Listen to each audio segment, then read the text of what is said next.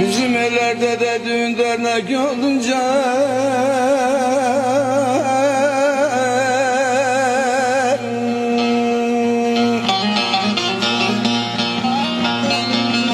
odaları da cemaatler şen olur. Bizim eller nelerin.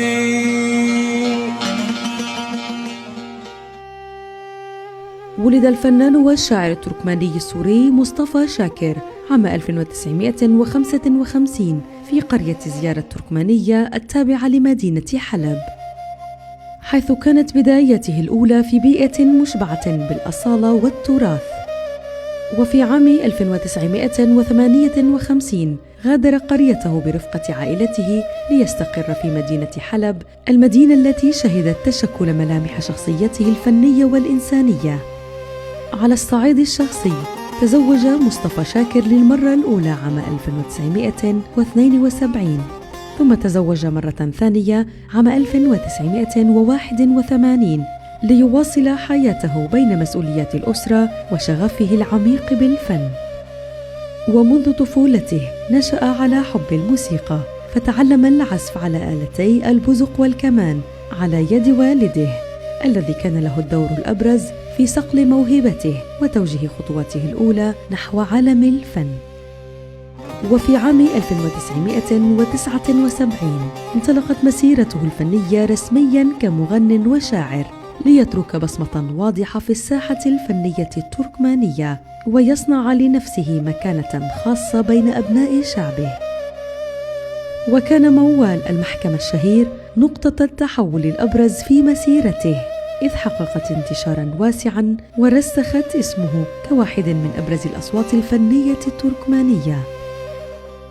وفي عام 2024 رحل مصطفى شاكر في تركيا، تاركاً خلفه إرثاً فنياً وثقافياً كبيراً ما زال حياً في ذاكرة التركمان، وصدى يروي حكاية فنان حمل هوية شعبه في صوته وكلماته. Ay doğmadan karanlığın vaktinden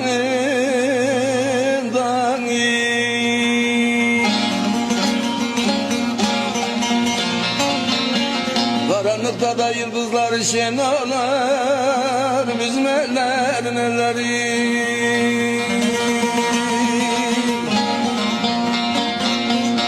Bağlar bir hoş olur da sevgi vaktinden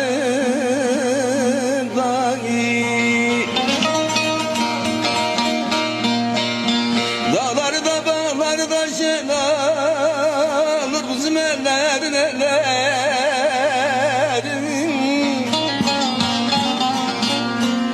Ah bizim ellerin ellerin. Hayranın Allah bizim ellerin.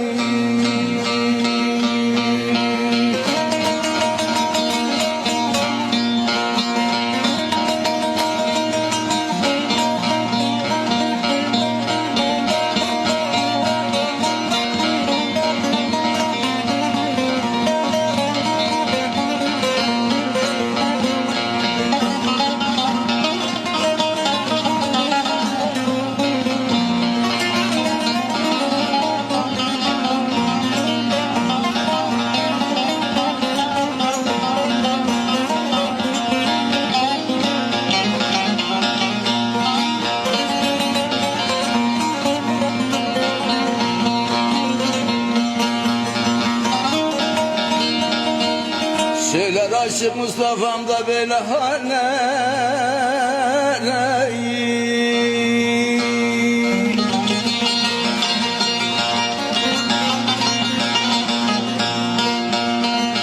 Akar gider de gözyaşları sel olur. Bizim ellere gellere gellere gellere.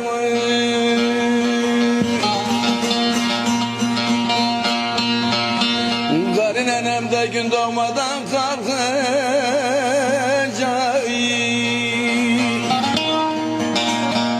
sabahları da şafakları da şen olur. Bizim ellerin ellerin.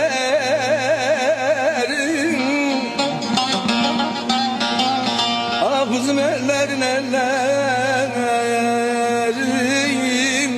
Kurban üzmenler neler.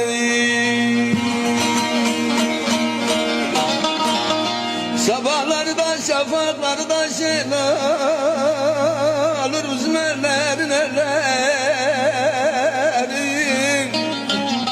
صوت التركمان هنا بنفسه، بكلمته، بهويته.